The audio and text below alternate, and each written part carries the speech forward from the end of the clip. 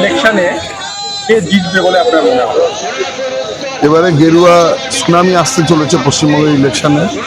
Already আপনি দেখবেন যে মিডিয়া যারা এতদিন আমরা দেখতাম যে চটিচাটা বলে তাদের সম্বোধন করতাম, তাদেরও ন্যারেশন কি করে চেঞ্জ হচ্ছে প্রত্যেকদিন আপনারা দেখতে পাচ্ছেন। মোটামুটি আমাদের অলরেডি 150 অব্দি পৌঁছিয়ে দিয়েছে। আমাদের হিসাবে আমরা 170 ক্রস করে গেছি এখন। এই মুহূর্তে বেঙ্গলের ল অ্যান্ড সিচুয়েশন খুব খারাপ অবস্থা, কি বলবেন এটা? তা আমাকে কিছু বলতে হবে না, মাননীয় মহামান্য উচ্চ আদালত, সব থেকে ভারতবর্ষে যে সব থেকে বড় কোর্ট, যারা সাংবিধানিক ব্যাখ্যা দিতে পারে তারাই বলে দিয়েছে। 142 ধারাটার ব্যাখ্যাও তারা বলে দিয়েছে। আর কাউকে কিছু বলার দরকার নেই। এবারে আমাদের এই শাসক দল সর্বোচ্চ বিচারপতির আদালতে গেলেও সেখান থেকে ফলই ফিরে আসবে, কারণ আমাদের আর কিছু বোঝানোর দরকার নেই, সুপ্রিম কোর্ট নিজেই বুঝে গেছে।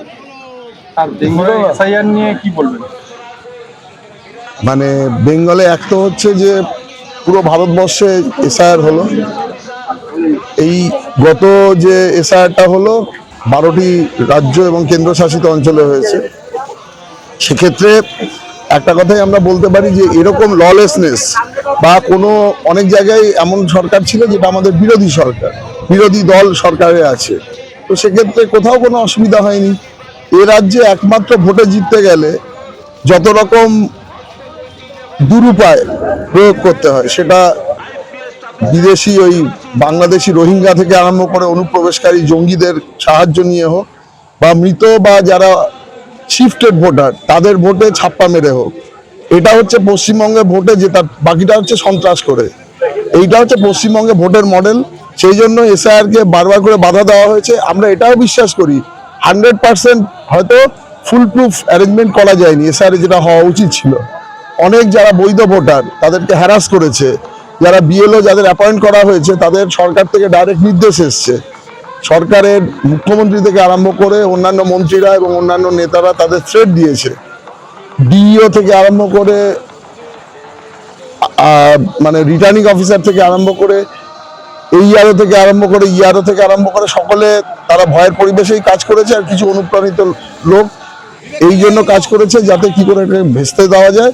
এবং এরকমও অনেক অভিযোগ আছে যারা 2002 নাম ছিল তাদের নামও কেটে দিয়েছে। তা সত্ত্বেও মোটামুটি 91 লাখ লোকের নাম বাদ গেছে। এর মধ্যে সবই ভুয়ো এবং জালি ভোটার।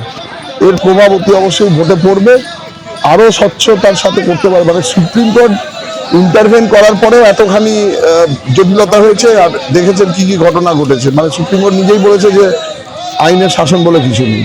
মমতা ব্যানার্জি বারবার অভিযোগ করছে সেন্ট্রাল এজেন্সিগুলোকে ব্যবহার করছে। সেন্ট্রাল এজেন্সির যা যা কাজ আছে, সেন্ট্রাল এজেন্সি তার নিজের কাজ করে।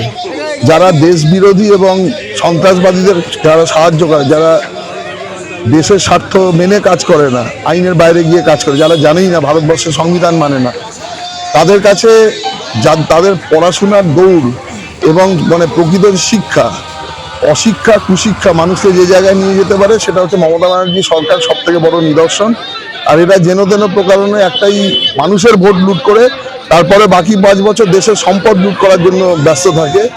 সব থেকে বড় কথা, মানুষকে ভুল পথে চালিত করে, মানুষকে ভুল কাজে লাগানো হয়।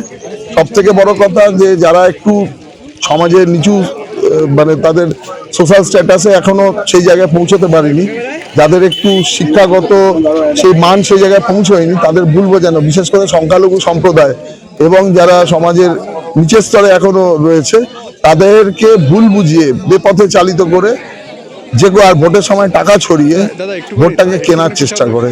তাদের ওই একটাই, এই মানে শাসক দলের একটাই দেখবেন দেওয়াল লিখন একটা কথাই লেখা আছে 1,500 টাকা, আগে 1000 ছিল 1,500 আছে।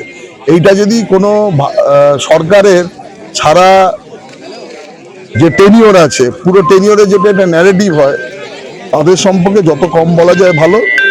আর আপনারাও কভার করছেন এলাকার অবস্থা, রাস্তাঘাট কি অবস্থা, মানে এটা কোন মাস আর কোন শতাব্দীতে আছি এটা বুঝতে কষ্ট হচ্ছে। তো মানুষ তো মুক্তি চাইবেই।